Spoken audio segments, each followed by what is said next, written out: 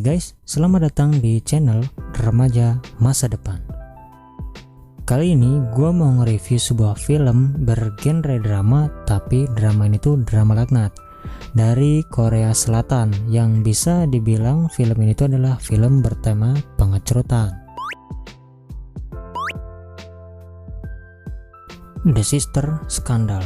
Ya, film ini emang dari judulnya aja udah bikin otak kita itu adventure, khususnya buat para pascol nih yang hobi banget nonton film Jepang bergenre JAV. Jadi, ada baiknya gue saranin sebelum lu nonton film ini versi fullnya, lu siapin dulu dah sabun colek, balsem, dan tisunya bro, buat antisipasi kalau nanti si Johnson lu itu sampai netesin pelumas. Oke, tanpa berlama-lama lagi, langsung aja kita ke alur ceritanya. Berawal dari sebuah perusahaan pertelevisian laknat, di mana seorang wanita cantik bernama Eugene yang berprofesi sebagai sutradara. Eugene ini sedang mengerjakan proyek film, yang mana dia harus menyelesaikan skripnya terlebih dahulu untuk bisa diterbitkan oleh perusahaan pertelevisian tersebut. Tapi bukan hanya Eugene saja yang mengerjakan skrip film tersebut. Ada juga seorang pekerja wanita lain yang menjadi saingannya. Mereka berdua ini bersaing agar skrip film yang mereka buat ini bisa diterbitkan oleh stasiun televisi tersebut. Dan dari sinilah cerita ini akan dimulai.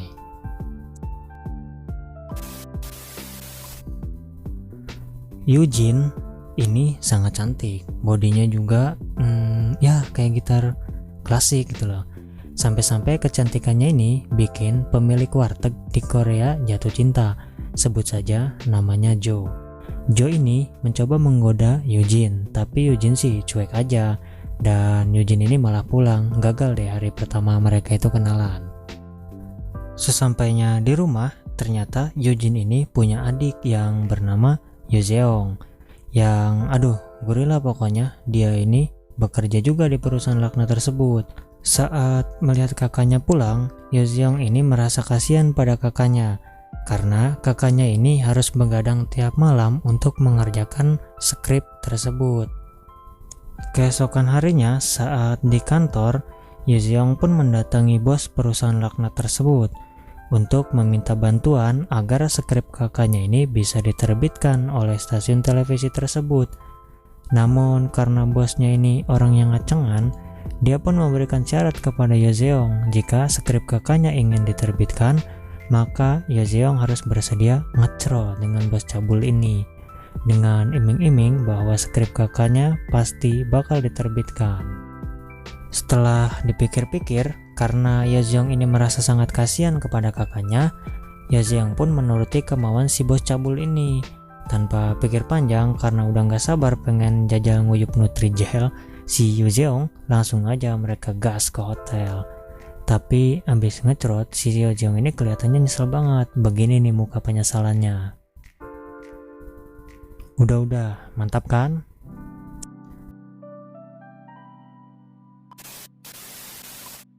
Pindah ke scene lain, hari pun berganti.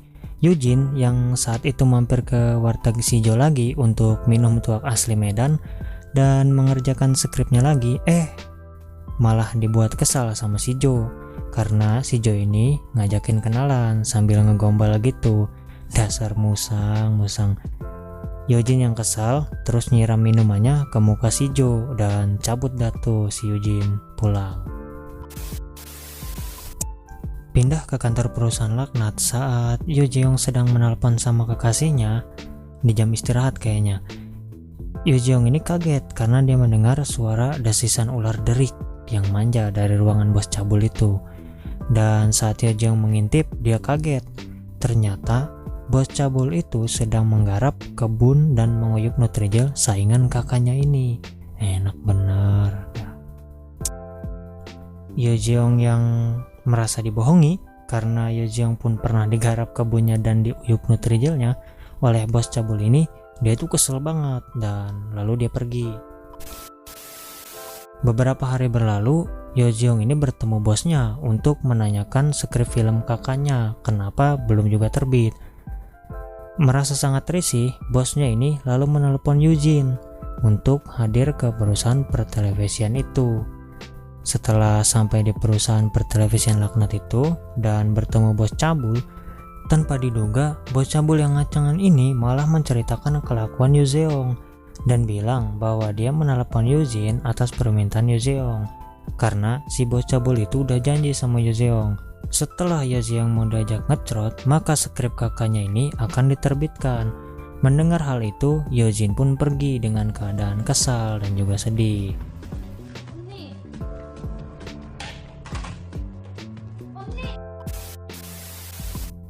Yojin yang kesal tadi lalu mampir ke warteg Sijo untuk minum tuak asli Medan dan ngelamun sedikit.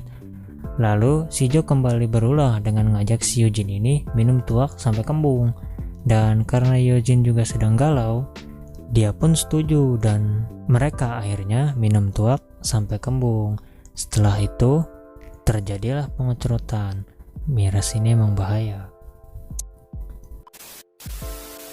Di scene lain, justru bos cabul itu juga sedang mendapat rezeki nomplok. Cewek yang jadi pesaing Yujin dalam membuat skrip film ternyata menggoda bos cabul itu juga dengan tujuan agar skrip miliknya bisa diterbitkan. Dia datang ke kantor dan melakukan pengecerotan sebanyak 3 ronde dan membuat dengkul si bos itu hampir copot. Anjay.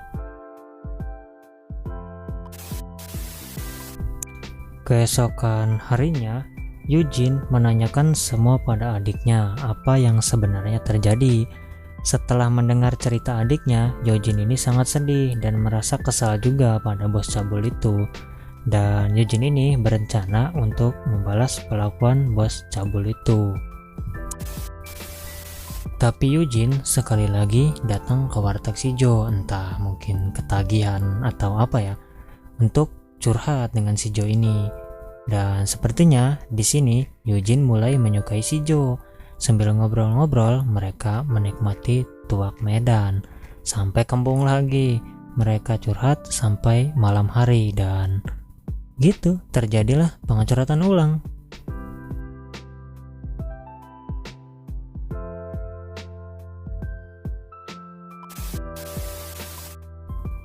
Di film ini kalian bakal nonton banyak banget adegan pengecerotan. Pokoknya yaitu tadi, sediakan tisu, balsam, dan sabun colek bro.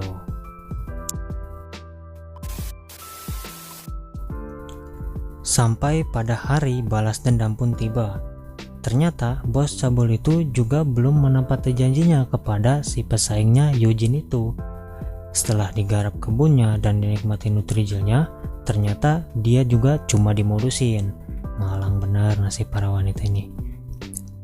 Akhirnya Yujin dan Yojeong mengajak pesaing kakaknya itu untuk bertemu dan merencanakan sesuatu yang bertujuan untuk membuat bos cabul itu kapok.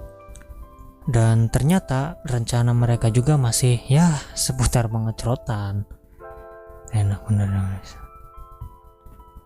Pesaing kakaknya ini ditugaskan untuk ngajak si bos cabul itu ngecerot.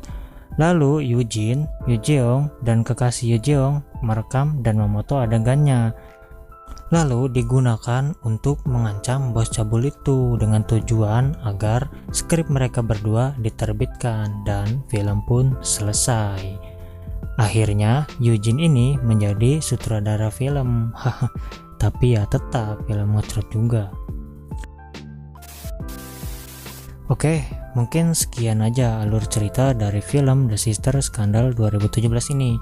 Kalau kalian suka, jangan lupa like, komen, dan subscribe.